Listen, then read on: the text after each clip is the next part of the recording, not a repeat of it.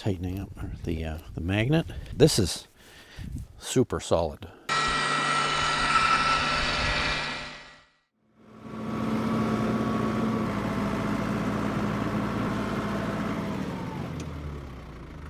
Well, those are a load of legs for this Calhoun fabric shelter that I'm putting up. There is an operation I need to do to them. It doesn't apply to every structure, but ones with steel legs, the way I'm using them, it does. And I'm doing this process. It's a drilling process, and I'm doing it back at my shop. That's the latest batch of legs that are all ready to go. As soon as this snow goes, we'll get those legs up. But first, I've got to do this drilling. And let's head back to the shop and I'll show you how it works. So we're back at my shop now, and I got a bundle of legs here, which we're gonna have to drill. I'll just go and get the tractor, put them on these sawhorses.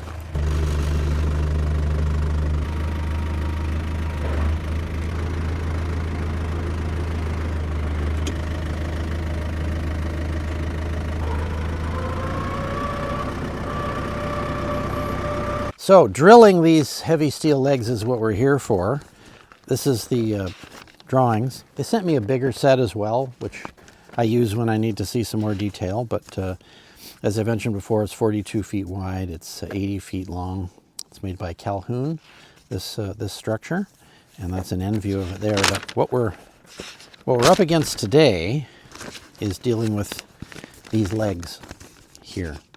So each one of these little rectangles is a leg. There's 18 of them in all. Most of them are the same. The only difference is the base plate is different on the corner posts. So base plates over there.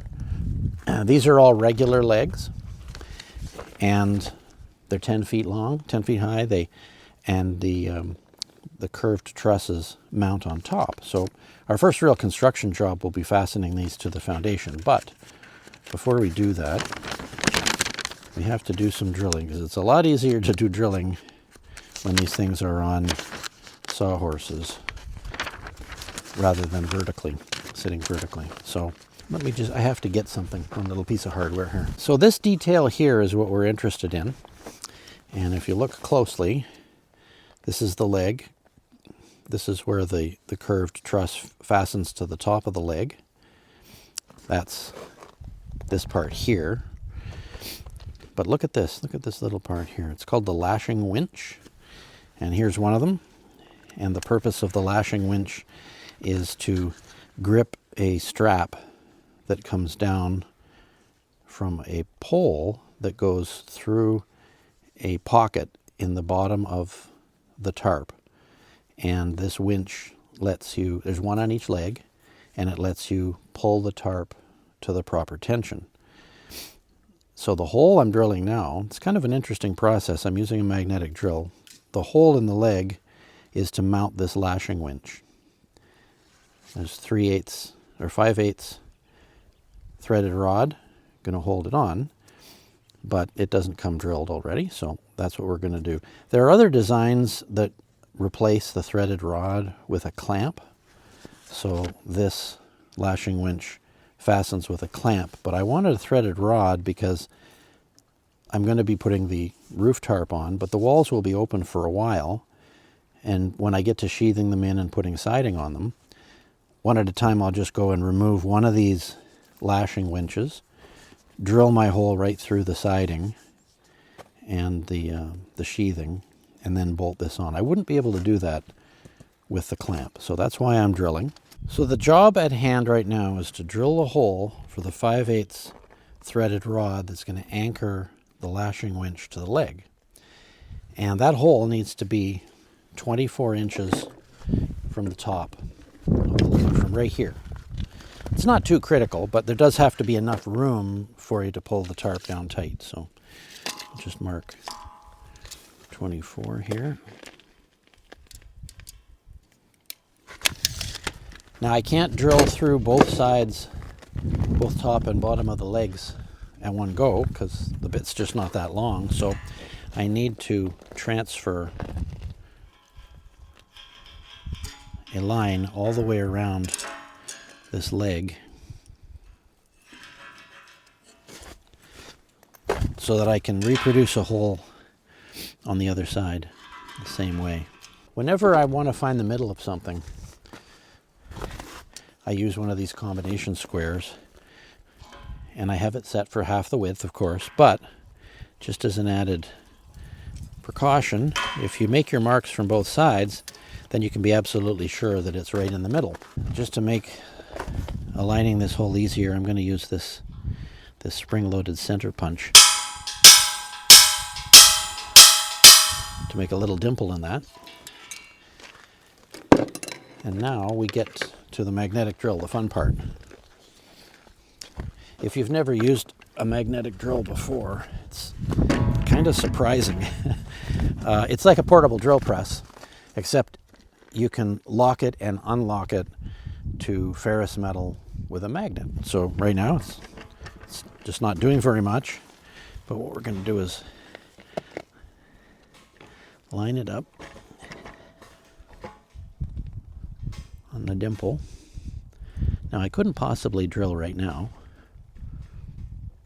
because this thing can still move, but on the back, this is a great magnetic drill. You turn this knob and it activates the magnet in here. I think what it does is it brings the magnet closer to the steel so it actually grips, but this is super solid. And we're ready to go. Now it has a built-in reservoir for cutting oil, but I like to supplement that with some cutting oil from the bottle. And then we just switch on and start drilling.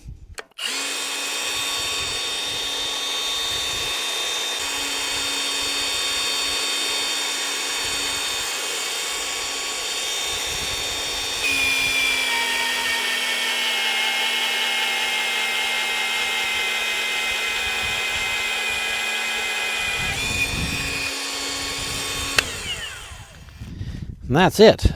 Now this is 5/16 of an inch thick steel, so it would have been a terrible job to try to do it with anything handheld, and you couldn't get it on a drill press. So, and lots of little bird's nest stuff here too. You want to pick that up. Don't want anyone stepping on that in bare feet. Now, this hole's only partially done. I got to do a hole on the other side too. So these things aren't so heavy that you can't handle them, but you don't want to handle them too much without a tractor.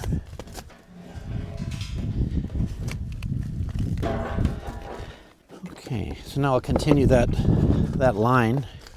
You can see it here. So I'm just gonna zip that over.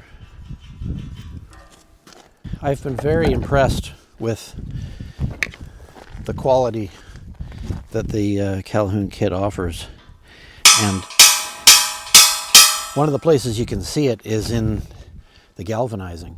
I mean, technically these legs aren't going to get wet once the shelter is completed, but they've been sitting outside for a while, over winter and even longer than that, so they've gone to a lot of trouble to protect this against corrosion. And if the tarp fails or something, I mean, this structure, the skeleton of it could stay up for 100 years and it's probably not going to corrode. So I don't think I've ever seen hot dipped galvanizing as thick as this. It's essentially a molten zinc process. Somewhere out there is a company with great big tanks full of molten zinc for applying this kind of galvanizing. And it sure is impressive. Tightening up the magnet, get that locked. I should mention too, this drill is kind of interesting.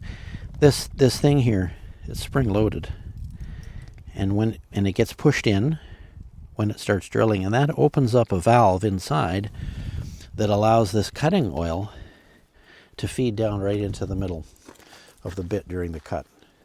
I still like to add a little more though. Cutting oil makes quite a difference for how long these bits last.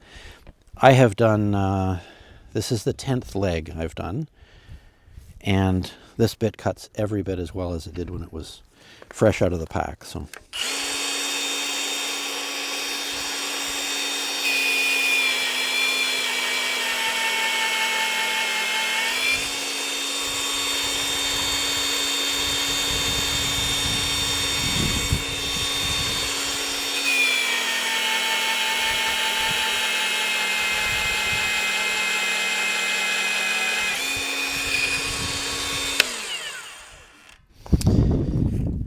we go.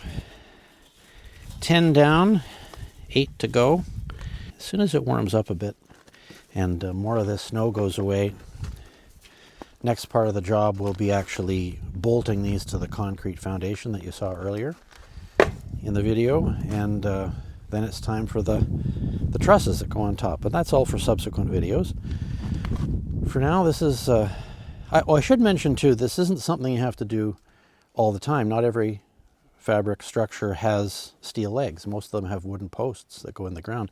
My site doesn't have any soil on it. It's bedrock, so I've gone with the concrete foundation and then these legs. Some people use steel sea containers along the sides of the shelter, and they put the hoops on top of that. But I'm going with the steel legs, and this is the one and only thing I need to do before we put them up.